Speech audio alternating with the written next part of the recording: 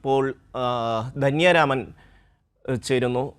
ശ്രീമതി ധന്യ, നമ്മൾ ഒരുപാട് തവണ ഇത്തരം വിവേചനങ്ങളെക്കുറിച്ച് കേട്ടിട്ടുണ്ട്. പക്ഷേ ഇത്രയും ഒരു മനുഷ്യനെ ഇത്രയും മോശപ്പെടുത്തിയ ഒരു പൊതുസമൂഹത്തിൽ സംസാരിക്കുന്നത് നമ്മൾ ആദ്യമായിട്ടാണ് ഞാൻ കേൾക്കുന്നത്. പലതരം വിവേചനങ്ങൾ നമ്മൾ റിപ്പോർട്ട് ചെയ്തിട്ടുണ്ട്, നമ്മൾ കണ്ടിട്ടുണ്ട്, എല്ലാം ശരിയാണ്. പക്ഷേ ഒരു വ്യക്തിയെ ഇത്രയും ആക്ഷേപിച്ചുകൊണ്ട് സംസാരിക്കാൻ ഒരു കലാകാരിക്ക്, ഈ കലയെ കൊണ്ടുപോകുന്ന ഒരാൾക്ക് കഴിയുന്നു എന്ന് പറയുന്നത് നമ്മുടെ സമൂഹത്തിൻ്റെ തന്നെ മുന്നിലേക്ക് വരുന്ന ഒരു വലിയ ചോദ്യമാണ്. പലരുടെയും ഉള്ളിൽ അറിയാതെയെങ്കിലും കിടക്കുന്ന കാര്യങ്ങൾ ഇങ്ങനെ പുറമേക്ക് വരുന്നു എന്ന് പറഞ്ഞാൽ അത് ശരിയായിരിക്കുമോ?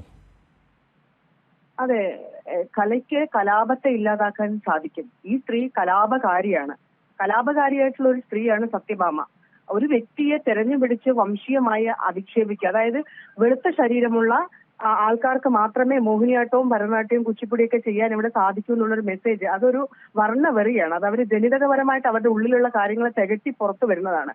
ആ ഇന്റർവ്യൂവിനോട് ചേർന്ന് തന്നെ ആ ഒരു അവതാരകനും ഈ ലേഡി സംസാരിക്കുമ്പോൾ അതിന്റെ കൂടെ തീർച്ചയായും എന്ന് പറഞ്ഞ് അവരെ സപ്പോർട്ട് ചെയ്തുകൊണ്ട് ഇരിക്കുകയാണ്. അപ്പൊ വളരെ ഞെട്ടല് തോന്നി.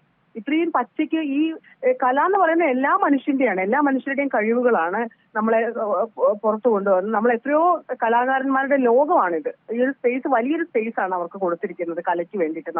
അവർ അത്രയും കലയ്ക്ക് വേണ്ടി നമുക്ക് തന്നെ ഒരു സിനിമയും സാംസ്കാരിക ഒരു വകുപ്പ് തന്നെ നമ്മൾ ഉണ്ട്. നാടകത്തിന് എല്ലാത്തിനും തന്നെ ഒരു ബോർഡോ അല്ലെങ്കിൽ അതുപോലെ സർക്കാരിന്റെ പിന്തുണയുള്ള ഒരു മേഖലയാണ് കല എന്ന് പറയുന്നത്. അപ്പോൾ ഒരു വ്യക്തിയെ തെരഞ്ഞുപിടിച്ച് മനഃപൂർവ്വം ഇങ്ങനെ അധിക്ഷേപിക്കുന്നതിനോട് എന്റെ ശക്തമായ പ്രതിഷേധം ഞാൻ അറിയിക്കുകയാണ്. കാരണം രാമകൃഷ്ണനൊക്കെ ഏറ്റവും നല്ല പെരുമാറ്റമുള്ള ആൾക്കാരാണ്. അവരുടെ കമ്മ്യൂണിക്കേഷൻ ആയാലും അവരെല്ലാം വളരെ മിതത്വത്തോടു കൂടി പിന്നെ സംസാരിക്കുന്നവരും, ഒരാളോട് ഒന്നും അങ്ങനെ ഒരു ഒച്ചപ്പാടോ ബഹളോ ഉണ്ടാക്കാത്ത ആൾക്കാരാണ്.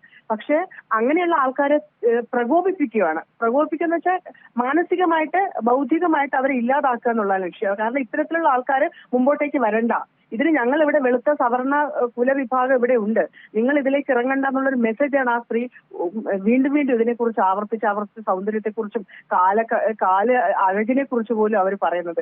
എന്തിനാണ് ഈ സ്ത്രീ ഇങ്ങനെ ഒരു വീഡിയോ, ഇങ്ങനെ ഒരു ഇന്റർവ്യൂ ഇത് മനഃപൂർവ്വം? ഇവരെ ആർക്കും അറിയത്തില്ല. ഞാൻ ഇന്ന് ഈ വീഡിയോ കണ്ടപ്പോഴാണ് ഈ സ്ത്രീ അറിയുന്നത്. ഇവരൊന്നും കല കൊണ്ട് പ്രശസ്തിയായവരല്ല.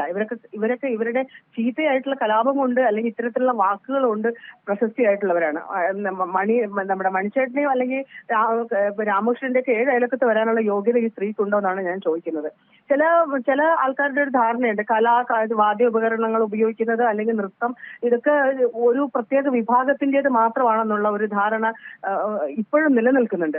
അതിന്റെ ബാക്കിയാണ് ഇവരൊക്കെ ഈ രീതിയിൽ ഇങ്ങനെ സംസാരിക്കുന്നത്. വളരെ മോശമായിപ്പോയി. കാരണം ഞങ്ങൾ സമൂഹത്തിൽ തുല്യതയെക്കുറിച്ചും എല്ലാത്തിനെയും റെസ്പെക്ട് ചെയ്തു ഞങ്ങൾ മുമ്പോട്ടേക്ക് പോകുമ്പോൾ ഇത് മാറാത്ത ഒരു വിഭാഗം മനുഷ്യരുണ്ട്. അവരാണ് ബോധവൽക്കരിച്ചെടുക്കേണ്ടത്, അവരാണ് മാറേണ്ടത്. അവരെ മാറാത്തിടത്തോളം കാലം ഈ സമൂഹത്തിൽ ഇത്തരത്തിലുള്ള വിഷവാക്കുകൾ ഇങ്ങനെ കേട്ടുകൊണ്ടിരിക്കും. ഇത് കുഞ്ഞുങ്ങളാണ് കേൾക്കുന്നത്, പുതിയ തലമുറയാണ് കേൾക്കുന്നത്. അവരെ ഇത് ഏത് രീതിയിൽ ഇതിനെ അക്സെപ്റ്റ് ചെയ്യും? അപ്പൊ അവരെ തിരുത്തണം. അവരെ തിരുത്താനും കൂടി നമുക്ക് സാധിക്കുന്നതായിരിക്കണം സത്യഭാമയുടെ തിരുത്തല്. കാരണം ഇത് വളരെ മോശമായിപ്പോയി.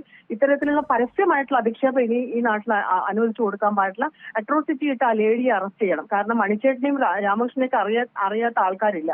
അവർ പട്ടികജാതി വിഭാഗത്തിലുള്ളവരാണെന്നും കലാകാരനാണെന്നും എല്ലാവർക്കും തന്നെ അറിയാം. അപ്പൊ അത് മനഃപൂർവ്വമാണ്. അപ്പൊ അതുകൊണ്ട് അവർക്കെതിരെ അട്രോസിറ്റി എടുത്ത് കേസ് രജിസ്റ്റർ ചെയ്യണം എന്നാണ് ഞാൻ പറയുന്നത്. തീർച്ചയായിട്ടും അതിന് വേണ്ടിയിട്ടുള്ള നിയമസഹായം അല്ലെങ്കിൽ നിയമ പിന്തുണ ഒക്കെ രാമകൃഷ്ണന് കൊടുക്കാൻ ഞാൻ തയ്യാറുമാണ്.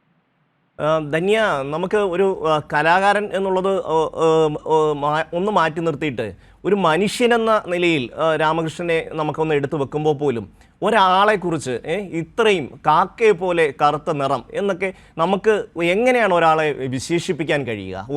ഒരു സഹപ്രവർത്തകൻ അല്ലെങ്കിൽ ഒരു സുഹൃത്ത് അയാളുടെ ഒരു നിറം കറുത്തതായി പോയി എന്നുള്ളത് കൊണ്ട് ഇയാൾ കാക്കയെ പോലെ കറുത്താണ്, അയാൾ കാലിന് ഇന്ന കുഴപ്പമാണ്, അയാൾക്ക് സൗന്ദര്യമില്ല എന്ന് ഒക്കെ പറയണമെങ്കിൽ എത്രമാത്രം വികൃതമായ ഒരു മനസ്സ് ആ കലാകാരിക്ക് ഉണ്ട് എന്നുള്ളതല്ലേ? അവരൊരിക്കലും ഒരു കലാകാരിയായിട്ട് നമുക്ക് എങ്ങനെ അംഗീകരിക്കാൻ പറ്റും? എനിക്കത് അവരോട് കേട്ടിട്ട് ആ കലാമണ്ഡലം സത്യഭാമ എന്നാണ് അവരുടെ പേരെന്നാണ് പറഞ്ഞത്. കലാമണ്ഡലം ഒരു പദവിയാണ്. അത് ഒരുപാട് നല്ല മനുഷ്യർ ഉപയോഗിക്കുന്ന ഒരു പദവിയാണത്. അപ്പൊ അതിനെ ഈ സത്യഭാമയ്ക്ക് ഉപയോഗിക്കാനുള്ള യാതൊരു അർഹതയില്ല.